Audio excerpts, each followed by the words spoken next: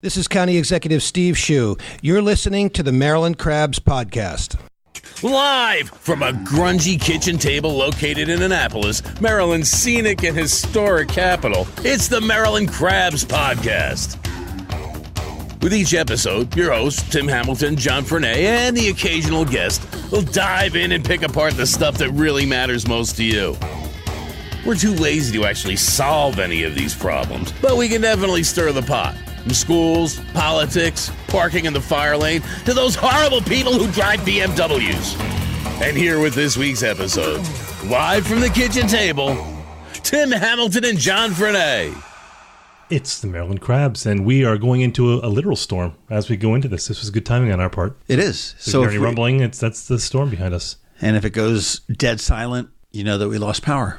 Because that's what we do. We're here in Annapolis. Right. And if it's thunders too loud, then I have to pull John out from under the bed. Yeah. Hey, question before we get into this week's episode, which is kind of interesting. Did you want to heap your praises on me before we get into the episode, or did you want to wait until after the episode? So John is so stupidly competitive that I had the top downloaded podcast as of a couple weeks ago with Rita Rudner. Rita Rudner. It was a great podcast. It was a crab cake. That's all it was. And so that was the most downloaded one. And I might have mentioned that. Now, I might tell you that one of the reasons why I think yours did so well, you didn't mention once that you were from Bethesda. She wouldn't know where that was from. Well, I'll just throw that out there. But it was off the charts, and I may have mentioned that once or twice to John, like every hour. That's true. It was. So that said, John's latest episode, the one that he did the interview last week with Dr. Fielder, sorry. From Maryland, MHEC, Maryland Higher Education Commission. Right. That was off the charts. So the way we do this generally is, actually we joke about it, but there is a lot of work that goes into this. From the booking to the recording, then we got to get together and do an intro and outro, and then generally, one of us will edit it, which takes hours, and then John usually uploads it, which takes a while. So, I mean, there's a lot of work that goes into this. So when I was editing this one, when he told me who it was, I did my eye roll again, and I used to be quiet about it, but now... Right, you use that same eye roll with Skip Auld from the library. From the library, which was one of my favorite ones, in all honesty, it was. I still do so much stuff from the library because of that podcast, but... This one was off the charts because it was how to pay for college, how to pay for your kids' college. And they're just sitting on a pile of cash in Maryland. It's sort of like the old commercial. Remember that guy, the commercial at like 1 a.m, and he was the guy that had the outfit, the suit with the dollar signs. My cousin used to work on those shoots for the commercials. That's funny. But that's how they are. They're giving away money from college. So I actually edited it and I listened to it because I have 2 kids, one of whom may go to college. I don't know. The other one who... This is going to be just like a bum prison. I don't know. Well, the jury's out on that. But it was actually a fascinating podcast. So if you haven't listened to it, go back and listen because they're giving away a ton of money for colleges. $105 million. I mean, yeah, they can split that up. You're not going to get $105 million. Yeah, right. But it was a great episode. My hat's off to you. This is the last time I'll compliment you. Okay. So don't get used to it. And game on, right? Game on. Well, I'll tell you, this week is actually it's an event. It's a festival, and I know we've talked about festivals before, but this one is unique. This one is being done not by any particular promoter. It's being done by Anne Arundel County, and it's on September 29th, and it's called Twist and Stout, which is sort of a play on Twist and Shout. Yes, they know. Stout as in yes, beer. We got it. Maryland Beer and Maryland Wine Festival. And this is the first time that it's been done at Quiet Waters Park. Which is awesome for me because I live right by Quiet Waters Park, so I don't have to... You could virtually walk there. I could, in theory. Yeah. I'm not gonna, but I could. Yeah, the county has never allowed mass alcohol sales or alcohol events in the parks. I mean, you could bring a cooler in and have a family picnic or a wedding or something like that at Quiet Waters Park. It's the same thing. It's just like they're bringing like 18,000 coolers. Yeah. It's limited to 4,000 people, so it's not going to be a huge festival. And Quiet Waters that is an awesome venue. I don't take advantage of Quiet Waters. I live maybe 2 miles away, if that. I have to pass it every day, and it really is a killer park. They built it right before I moved here. I know that there's a lot of static from the neighbors. Because they thought about traffic and everything. From neighbors in Annapolis? Yeah, a little bit. Well, usually that's Ward 1. And yeah, I'm picking on you, Ward 1. Maybe it was Ward 1 who's complaining. We can hear the noise from over there. Although, remember they, like 15, 17 years ago, there was Cafe Orleans. Remember that place that was over there? It was that Creole place, which was awesome. And they wanted to have music on some nights, and the neighbors in Hillsmere lost their minds over that. But the park really it's incredible. It's a great venue. It really is. The county has some really special parks. I mean, they've got Downs Park up in Pasadena, which I've been in like twice. It's not the most convenient park to me. It's very similar to Quiet Waters, right on the water and everything else. You've got the Mayo Beach Park, which is only open like 2 days a year, which is really stupid. But and they complained about they're looking to do that. There's several of them that they're working out, and I mean the parks really do have a thing. But anyhow, this week what we did is I went and met with Colleen Joseph, who is the director of marketing for the Anne Arundel County Recreation and Parks Department, and it could be the Parks and Recreation Department. I get them confused all the time, but they get we'd have to research, and that just takes work. They get a little bit uptight with recs and parks and rec, but you know what I mean. But she's going to tell us all about Twist and Stout, and we're going to talk about it. It looks like a really fun event, so mark your calendars for September 29th. It's a Saturday at Quiet Waters Park in Annapolis, and you want to just get into it? Let's do it. Do you know what your teens are doing this summer? Don't be afraid to ask. The most recent Maryland Safe and Supportive School Survey shows 3/4 of Annapolis high school students say it was fairly or very easy for students in their grade to get alcohol. Underage and binge drinking is very real in Annapolis. If you give them access to alcohol, you're not cool, but you are liable for the outcome. Create a safe environment for your teens and their friends this summer. If they need to talk, listen. If you need to talk, we'll listen. We're here for you and your children. We're ASAP, Annapolis Substance Abuse Prevention. ASAP facilitates healthy community change, prevents and reduces binge drinking, underage drinking, and alcohol-related auto crashes among youth and young adults through locally led collaborations and evidence-based prevention strategies. Visit us at preventsubstanceabuse.org. This message is supported by SAMHSA and the Maryland Behavioral Health Administration. Here's to the teacher who spends her weekend helping children who need a little extra attention. To the soldier who missed the birth of his baby while serving overseas. To the EMT working full-time and taking night classes. To the police officers and firefighters working long hours away from their families to keep our families safe. Here's to you, our hometown heroes. I'm Alan Hyatt, Chairman and President of Severn Bank, and we know there are many heroes among us. Men and women who serve without expecting anything in return. Which is why we're honored to offer our Hometown Heroes program to educators, law enforcement officers, firefighters, first responders, healthcare workers, and military personnel. Whether you're opening a checking account or buying a new home, we're here to give back to you. Learn more about our Hometown Heroes program at severnbank.com. Severn Bank, here with you. Member FDIC, Equal Housing Lender. Hey, well, today we are sitting down with Colleen Joseph, who is the Chief Marketing Officer for the Anne Arundel County Recreation and Parks Department. How are you today? Good. Hi, John. Thanks for coming in. And, typically we think, before you think that it's a big yawner, what are we talking to the marketing director for the Recreation and Parks? You've got a great new initiative that's coming out on September 29th. Yes, Twist and Stout. It's a beer, wine, food, music, and art festival at our crown jewel, Quiet Waters Park in Annapolis. And I have to say, when I first heard about this, I said, what a great name. And why didn't anybody think of that before? Because it's just it ties it into the whole dancing and the beer and the wine and the drinking and everything else. And Quiet Waters Park is a fantastic venue. It is. It's a beautiful park. And we say that in all our advertising, the crown jewel. It's a 323-acre beautiful park on the South River that has lots of amenities and trails, and we're so lucky and fortunate that we have a park like that to host this event. Well, one thing I've always said, I thought it would be a great place for an event, a festival or other large events, and typically other than weddings and, family picnics, and you've got obviously the Pops in the Park and some different concerts that go on there, the summer concert series from Friends of Quiet Waters Park, but there's never been really a public event with alcohol.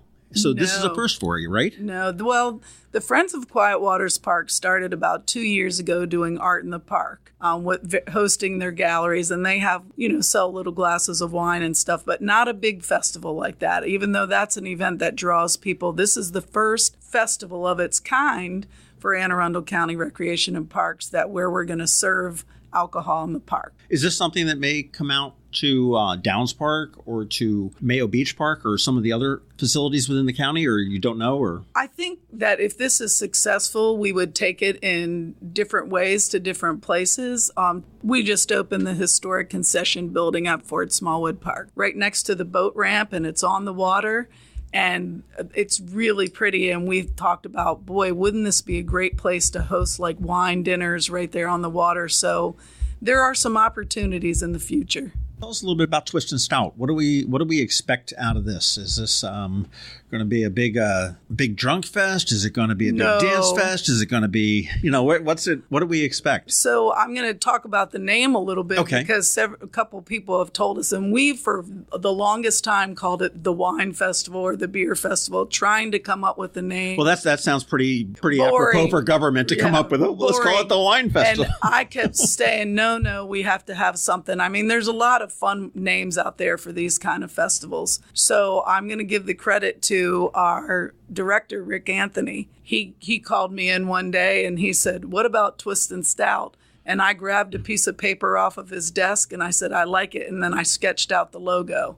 So we had it's a combo brainchild. Was this something that came to him like in the middle of the night at 2 a.m.? He comes in the morning and says, aha, Twist and Stout. Exactly. And he called me in. And like I said, I got the paper and started sketching it out. So we're happy with it. Our partner is Maryland Wineries Association, and their representative said, why didn't I think of it? We should trademark this. I think everybody says that. And I'll tell you, it's funny. You say Maryland Wineries. When I think of wine, and I'll say that I'll preface this by probably 6 years ago, Maryland would never have been on my radar. Right. I mean, you think of, California, you think of, obviously, Australia or maybe Spain, France, never think about Maryland. And we've really upped our game as far as wine in Maryland goes.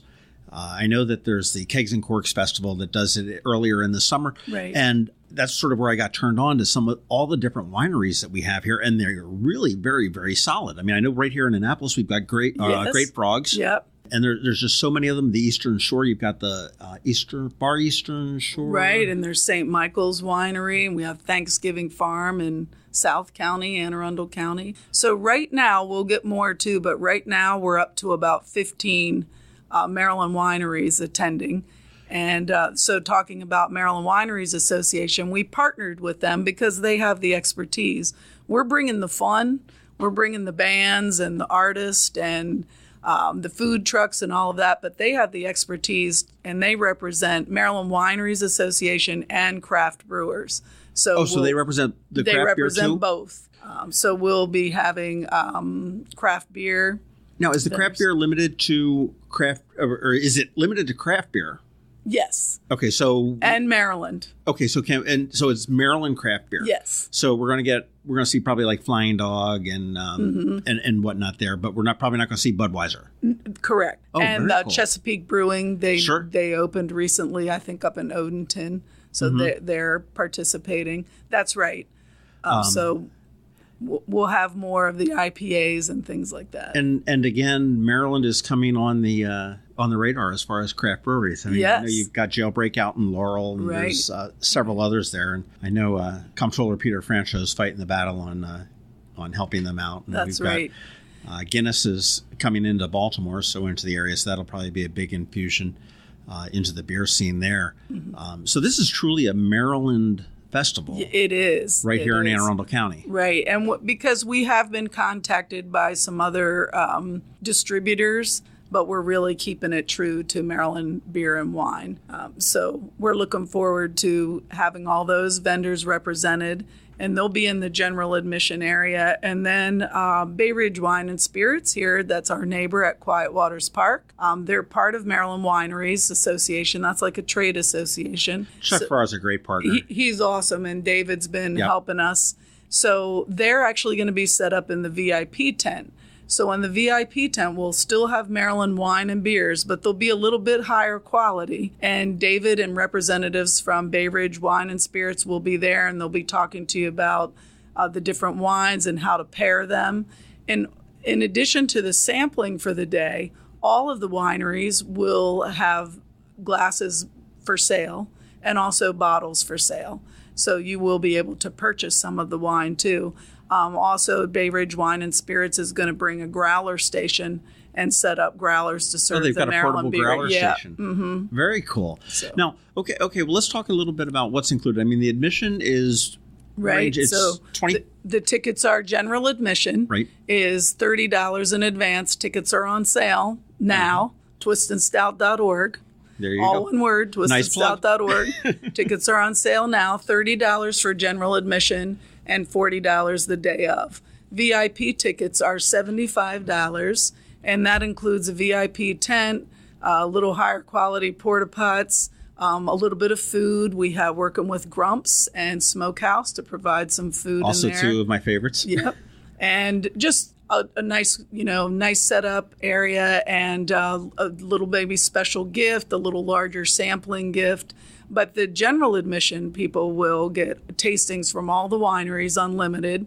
They'll be given a little sampling glass when they come in. The bands, we have great bands happening that day. And right now, I think we have around 10 food trucks, and we plan to have about 15 to 16.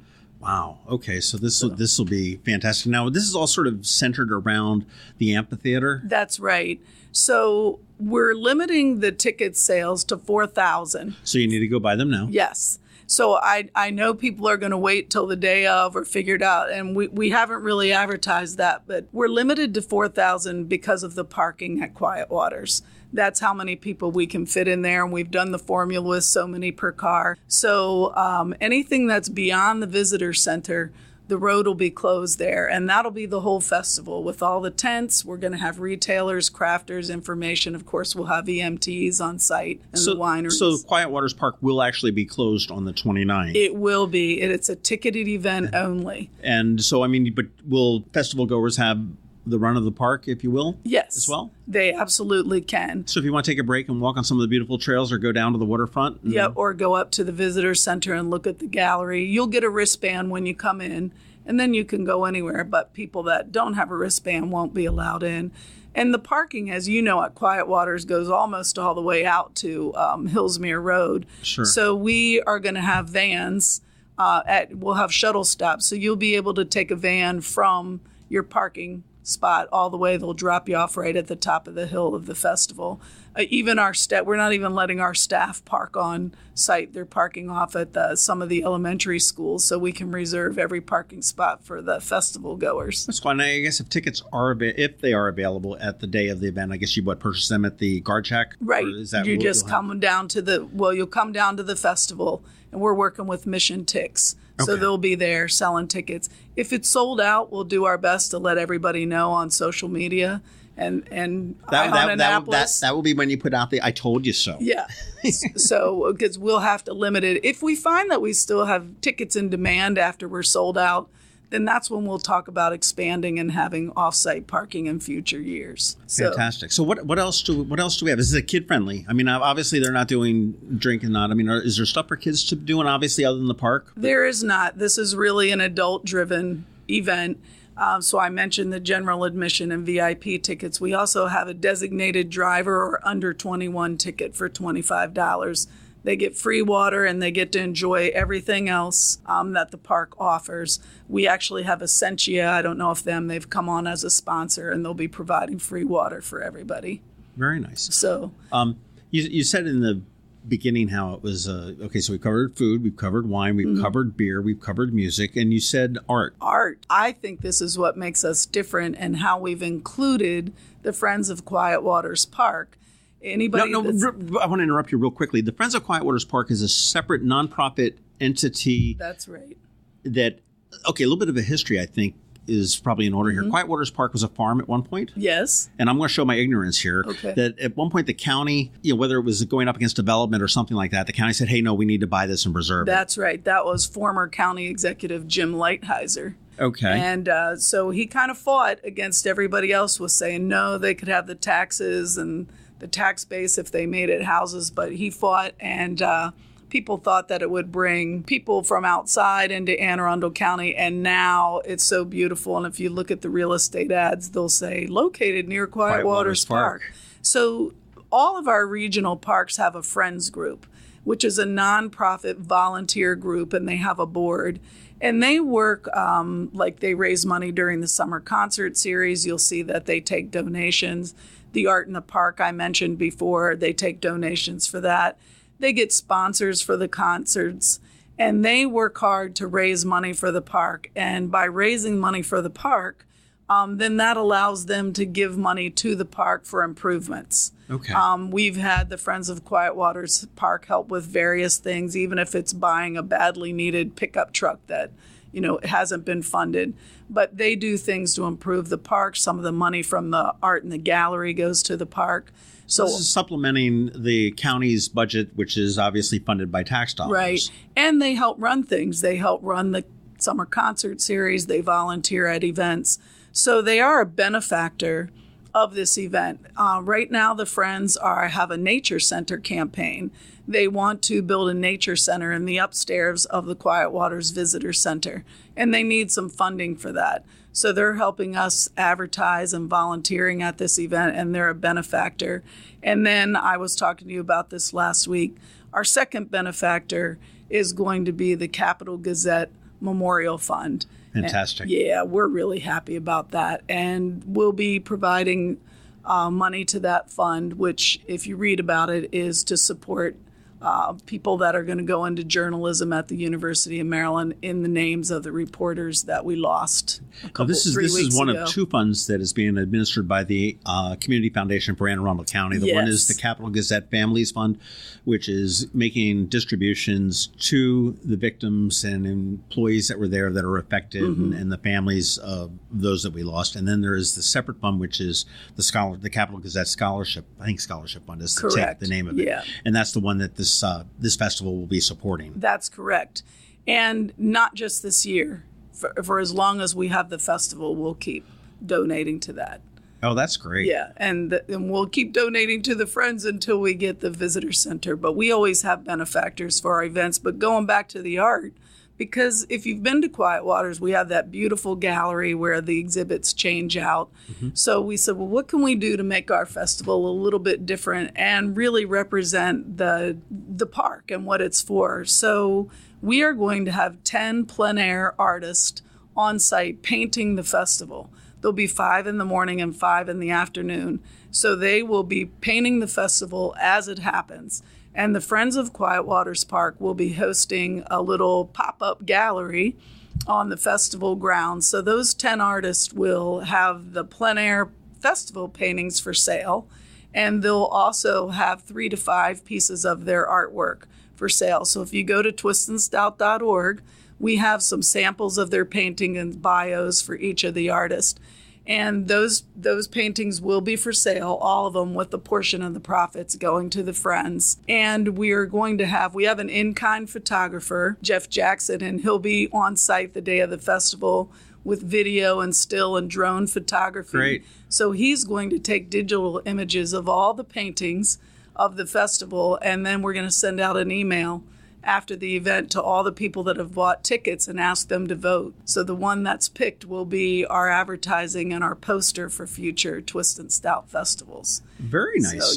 So you've got the community involved all the way through. So right. Well, this is fantastic. There's VIP, $75. You said. Is that going to be more at the gate if there's available? No, and they're only about 10%. So we're only going to sell about 450 of those. Okay. So the VIP tickets, and right now, I'm going to say it, right now the ticket sales, most of them are VIP. So that's a good thing, but... it's funny, you hit on my key thing on whenever I do a VIP, it's like the upgraded bathrooms. Yes. If they say it's an air conditioning bathroom, I'm like, good.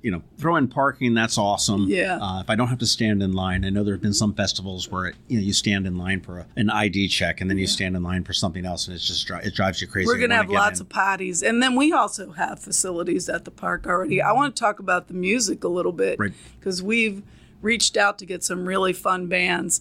So our first band of the day is Saved by Zero. They're actually based out of Easton. They have the Fix. And they do kind of 80s cover. Both bands, my goal is I want to see people dancing. We're going to have a little roped off area in front of the stage. That is going to be the dance floor.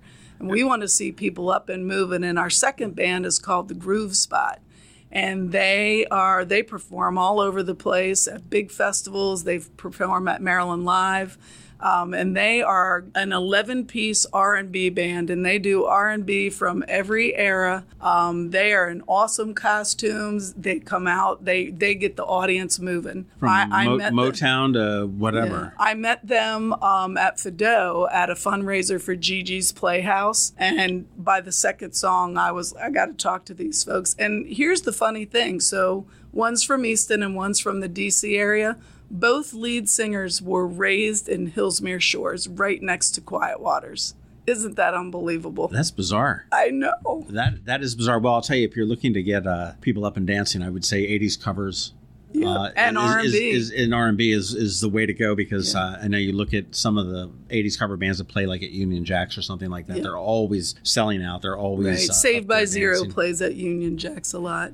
Yeah. So we're moving along with ticket sales. I'm still looking for sponsors. Again, it's all on twistandstout.org. Right now we have about 16 sponsors like you, most of the media, WRNR, The Capitol, Bay Weekly. A lot of the media has come on board. Economic Development is a large sponsor. Chesapeake Financial Planning, Smokehouse, Grumps. I can't list them all off the top of my head. Landscaping, Stallings Landscaping. They're all on the website. So there's plenty of opportunities for sponsorship. And we're doing great with food trucks and with wineries. But I am looking for some talented retailers and crafters that might be a good fit for the festival, too. Okay. I will definitely put the word out for that. The other last question I have before we get going is Quiet Waters is a great park for dogs. Are pets available or pets allowed in during the festival? We are not allowing pets during the festival. It's just a safety thing for the people and the dogs. And we have my research in the last year and a half is I had to go to a lot of wine and beer festivals to do the research. And I noticed it's a hell of a job, but somebody's got to do it. But there's a lot of signs that say we love your furry friends, but not today. And it's for the safety of the animals, too.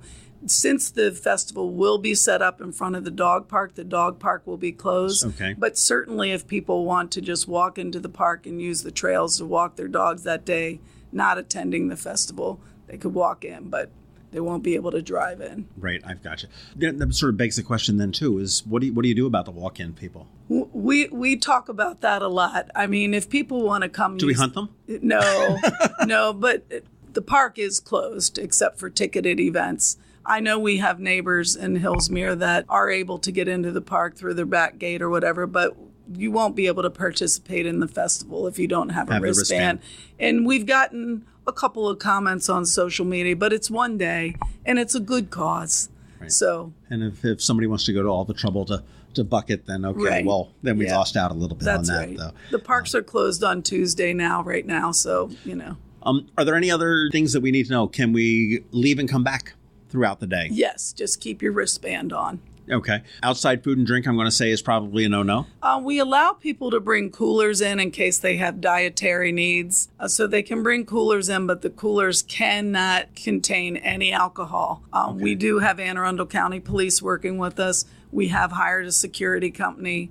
So your bag will be checked at the beginning, and we're not allowing any alcohol to come in. Well, sounds good. Now, who came up with this idea to start with to have a festival in Quiet Waters Park? Well, my job as the chief of marketing is to come up with a signature event every couple of years. So we started talking about this a couple years ago, and really County Executive Steve Shue wanted to have an initiative so we could have a festival in Anne Arundel County that was really ours. That was really our festival.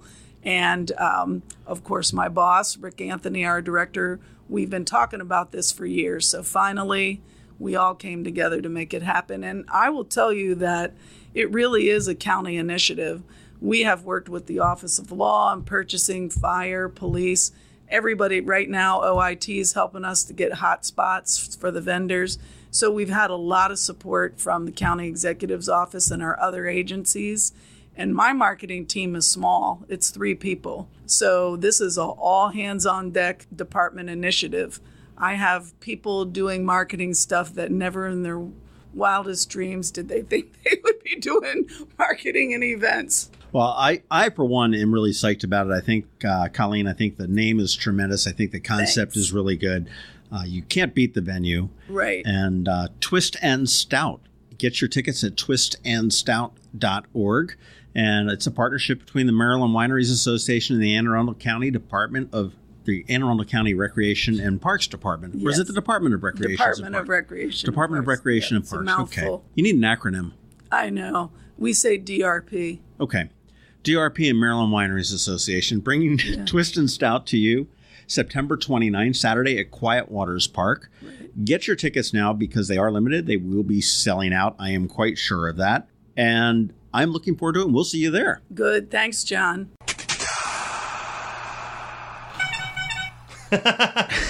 Of course. That's perfect. That was, you know what? Here's what's funny about that is it's always John's stupid phone that he never mutes. So, you know, we do that. Hey, we'll be back. We're going to listen to this. And then, like, we're quiet for a couple minutes, and then we go back into it. And the second that John pushed the button, his stupid phone went off. There you go. I'm not going to even edit that out. Okay, you can take back that whole Dr. Fielder thing. Yeah, I did. That's fine. You're awful. There you go. Twist and Stout, man. You know what I'm really excited about? Quiet Waters Park, I think, is you can't beat that location. Yeah. You do have run of the park while you're there, so you don't have to be just in the whole festival area. But that it's Maryland beers and Maryland just wines. Maryland beers. Yeah. So Budweiser, which, you know, I do like my Bud Light. I have been such a Miller Lite guy for my entire life that any decent beers are kind of lost on me. Liz Murphy took me out a few weeks ago, and we went out beering and like back in the winter, and she showed me some really cool beers, and they were great. But I'm not going to do that on a nightly basis. Right. But that said, there are really some great Maryland beers that I like a lot. Yeah. But I mean, that's exciting. It's just Maryland beers. And I thought that was very cool with the artists and the plein air artists that are going to be painting the actual festival. So I may like go stand in front of one of them just so I'm like in the painting. Naked. Isn't that kind of cool? No. But the wines too, as I know that Maryland wines have not had a great reputation, but they've actually improved a lot over the last few years. Well, that's exactly what I said to her. I said, 10 years ago, Maryland wine... It was turpentine. ...was not on anybody's radar. Is it Ligonier, or is that Lenore Manor? Or I don't know, but I mean... Bordy Bordy's been around for a while, but we've got Grape Frogs. And they're actually, you know what? They're actually decent. They have a great facility. Great Frogs is right here in the city limits, and it's right down Spa Road. And they have probably a couple acres down there of grapes that they grow. Yep. And I know they bring in a lot from the Eastern Shore. And they do a lot of events. Yeah, and they have a beautiful event facility there. And we went for a tasting last summer around this time, and my wife, who is a snot, she drank the wine, and I thought she was going to make some snot. But he loves you, Kathy. Yeah, well, she doesn't listen to this. She doesn't even know I have a podcast.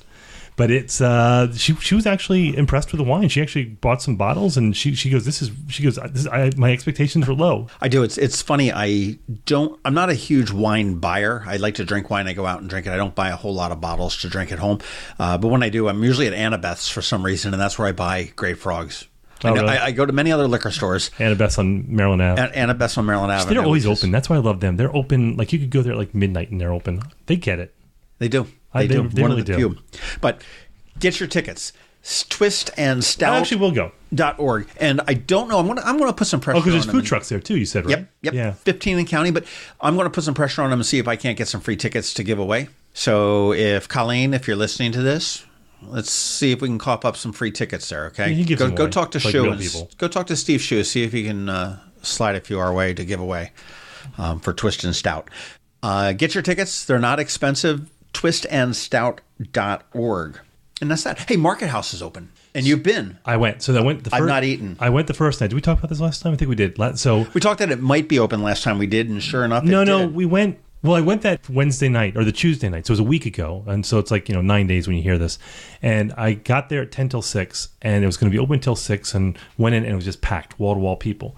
And, Jody was there, and Mayor Buckley was there, and I hung out with them. The place was just absolutely packed, and it was awesome. I got a beer there. Oh, yeah, there was, because my only complaint was that the beer was warm. The beer, the mug was wine, but, I mean, it was fine. It was great. So I went for lunch on Friday, I think it was, and it was packed again, just at lunchtime. I was really happy to see it. I've never seen it that packed, even back in the old days. So I got a burger. They can use a little bit of work. I thought it was a little pricey for what it was, but it was good. And I think the sandwiches look good. The whole pricing thing though is, and I mean, it's not okay. It might be a little bit pricey, but you got to look at where you are. Right. I mean, you're paying for the ambiance. You're paying for things. It wasn't offensive. No, I got a burger, a chips, and a Diet Coke, and it was about a little over $10, which is it's not too bad. I'd start getting pissed off at about $12. Yeah, so on that. The fry, I was gonna get a fries, but like the small fries was like $4, and I'm like, I'm not in the mood for that today. It was later in the day, and I didn't want to ruin my dinner, but it was packed. It was wall to wall people, and a lot of them looked local. A lot of them looked like they worked down there. There was a lot of tourists. There was a mix of everybody, but it was. You see where they have, because if you haven't been there, probably most of you haven't yet. They have a jillion tables there, high top tables, low top tables. So the entire Eagle Alley side, except for a little part for the bar, pretty much view. It's all the tables and everything. Yeah. So and all the tables were taken, so it was packed. Yeah, I have not gotten there to eat yet. It's still on local hours, if you will. They're still doing it for 10 days, where it's only open from 11 a.m. to 6 p.m. And it was kind of, you could tell it was a Friday because I got there around 1, and it's just, you saw people who were obviously not tourists. They were locals, and people were probably at work. They were sitting there skimming some beers, looking over the Eagle Alley. So it was hopping down there. Not a bad deal. Hope it works out. Hey, question for you. What did you do to piss off Scott MacMullan? He was mad at us, huh? And we could have been... Here, listen to this. As John Fernay, he's French, and Timothy Hamilton like to say that they like to peg this podcast as some sort of, we just marginalize it. Yes, I'm saying that. And just say that this podcast, we just interview somebody next door. No, that's not correct at all. And if you look at the people we've interviewed, we go into depth of who we interview with, and we interview good storytellers. That's who we are interviewing. What did you say to him, Timothy, that got him mad? He's mad because he called you French and he used my full name. So we could be adults about this and text him, but this is probably a better way to communicate and say, "Hey, dude, Yeah, but he sounds mad at us." Yeah, I don't know. We never marginalized him. We love Scott. I love the podcast. He's the podfather. He is. I love the podcast. Who's irritated with us? Yeah. I mean, I'm not going to back down. I mean, he has talked to just everyday normal people. I mean, he's talked to bartenders and yoga instructors and you and me. And whatnot. Yeah, you and me. Go figure. But he's also he's had Ellen Moyer, he's had the former mayor, he had the current mayor, he had the future mayor. Mm-hmm. I mean, he's had business leaders. He had that wonderful episode with Ralph Crosby. Yeah. He's had Carl Hinson. I mean, he's had some great guests. He also had the poet laureate for Annapolis, I think. Maybe he's trying to cause a beef because then we can get like that kind of cross podcast fight thing going, and it's good for us. You think? Maybe. I don't know. That asshole. No, sorry. I love Scott. I love him. Now we know why you're called Timothy. Yeah, no, I don't know what we did to take him off. But hey, Scott, if you're listening, let us know what you did to take you off. We never marginalized you. We love the podcast, actually. You were the first one that did it.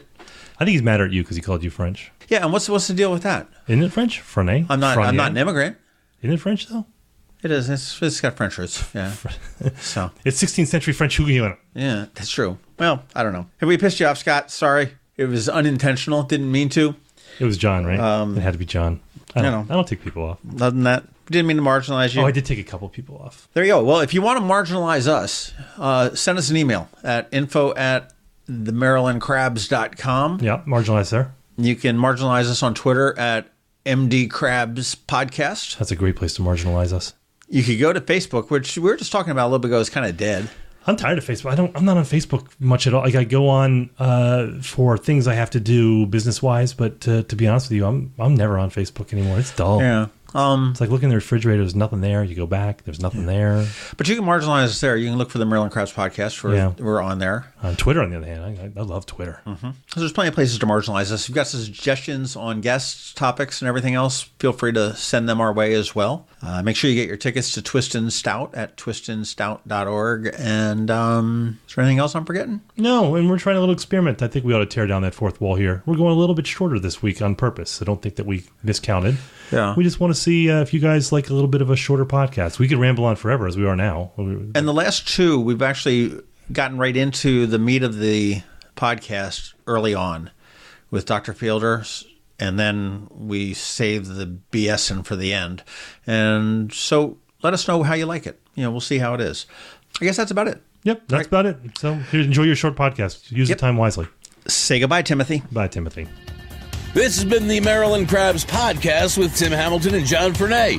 Sure to follow them in all the regular places, Facebook, Twitter, YouTube, and online at themarylandcrabs.com. Take a moment to rate us on iTunes. Now, get the hell out of my kitchen. Seriously, go! You still here? It's over. Go home.